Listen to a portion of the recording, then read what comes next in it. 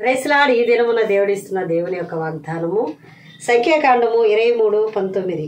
దేవుడు అబద్ధమాడుటకు ఆయన మానవుడు కాడు, ప్రత్యాత్తాపడుటకు ఆయన నరపుత్రుడు కాడు. ఆయన చెప్పి చేయకుండానా, ఆయన మాట ఇచ్చి స్థాపింపకుండానా. హల్లెలూయా. ప్రియ దేవుని బిడ్డలారా, ఈ వాగ్దానం ప్రకారము దేవుడు అబద్ధమాడుటకు ఆయన మానవుడు కాడు, ప్రత్యాత్తాపడుటకు ఆయన నరపుత్రుడు కాదు. నిజంగా మనుషులు అబద్ధం ఆడతారు. మనుషులు అయ్యో నేను ఈ మాట ఇచ్చానే, దాన్ని నెరవేర్చలేదని పశ్చాత్తాపడతారు. కానీ దేవుడైతే అబద్ధం ఆడుటకు ఆయన మానవుడు కాదంట, పశ్చాత్తాపడుటకు ఆయన నరపుత్రుడు కాదంట. ఆయన ఒక్కసారి వాగ్దానం చేస్తే నెరవేర్చగలిగిన సమర్థుడై ఉన్నాడు. ప్రియ దేవుని బిడ్డలారా, ఆదికాండము 28:15లో నేను చెప్పినది నెరవేర్చే వరకు నేను చెయ్యి విడవను అని వాక్కు చెప్పాడు.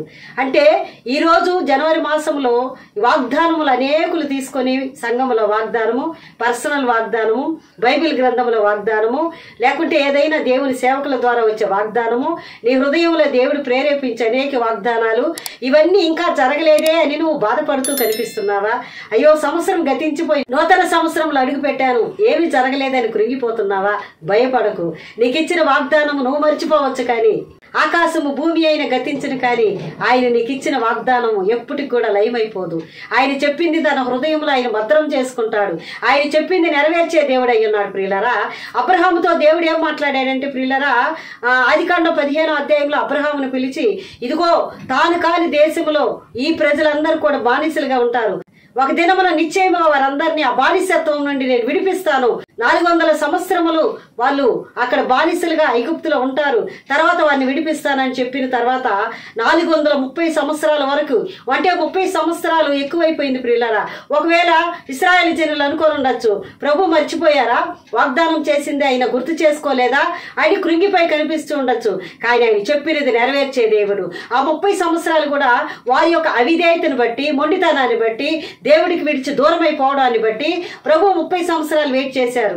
430 సంవత్సరాలు ఆ స్థలము నుండి విడిపించడానికి దేవుడు మోషేని పిలిచి ఇశ్రాయేలు జనుల్ని ఐగుప్తు దేశం నుండి కనాను దేశానికి నడిపించడానికి ఆయన జ్ఞాపకం చేసుకున్నట్టుగా మనం చూస్తున్నాం. ఈ వాక్యం వింటున్న ప్రియ దేవుని బిడ్డలారా, దేవుడు ఏ వాగ్దానం ఇచ్చి ఇంకా జరగలేదని కృంగిపోతున్నావేమో, నిశ్చయంగా నేను చెప్తున్నా, వాగ్దానాలు చాలా విశ్వసిస్తాను. ప్రియులారా, ఏ సంవత్సరమైనా సరే నాకు ఇచ్చిన వాగ్దానాలన్నీ గట్టిగా పట్టుకొని పోరాడుతాను. ప్రభా నువ్వు ఇలా చెప్పావు నాయనా, నువ్వు నాకు చెయ్యాలి, నువ్వు మాట ఇచ్చావు, దాన్ని స్థాపించాలి. అయ్యా నేను ఆ వాక్కు పొందుకోవడానికి అనర్హురాలనే, కానీ నువ్వు నాకు చేస్తావు నాయన అని విశ్వసిస్తాను. ప్రియులారా, ఈ వాక్యాన్ని వింటున్న దేవుని బిడ్డలారా, ఈ వాక్యాన్ని వింటున్న ఎవరైనా సరే, ఏ వాగ్దానం ఎన్ని సంవత్సరాలైనా సరే నిశ్చయముగా ఆయన ఇచ్చే దేవుడై ఉన్నాడు. ఆ వాగ్దానం నీకు స్థిరపరిచి బలపరిచే దేవుడై ఉన్నాడు. నేను ఎప్పుడు అవమానపరిచే దేవుడు కాదు. ఆ వాగ్దానాన్ని పూర్తిగా నమ్మి వాక్యాన్ని గట్టిగా పట్టుకొని ఆ వాక్యాన్ని స్వతంత్రించుకో.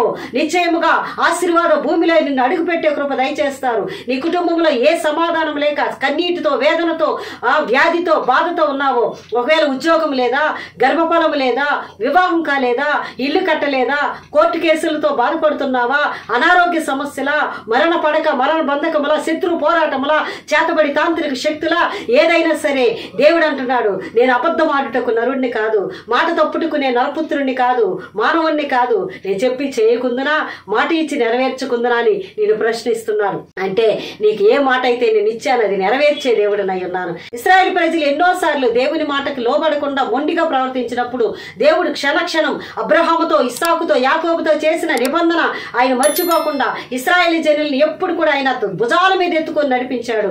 వాళ్ళు లోబడకున్నా, మాట వినకున్నా, మరి దేవుణ్ణి విడిచి దూరం అయిపోయినా, ప్రభు వాగ్దానాన్ని గట్టిగా పట్టుకున్నా, అబ్రహాముని యొక్క గుర్తు చేసుకున్నాడు, ఇస్సాకును గుర్తు చేసుకున్నాడు, యాకోబును గుర్తు చేసుకున్నాడు. ఈ రోజు దేవుడు నీతో మాట్లాడుతున్నాడు. నీ పితరులు చేసిన ప్రార్థన నిశ్చయముగా నీకు అండగా నిలబడుతుంది.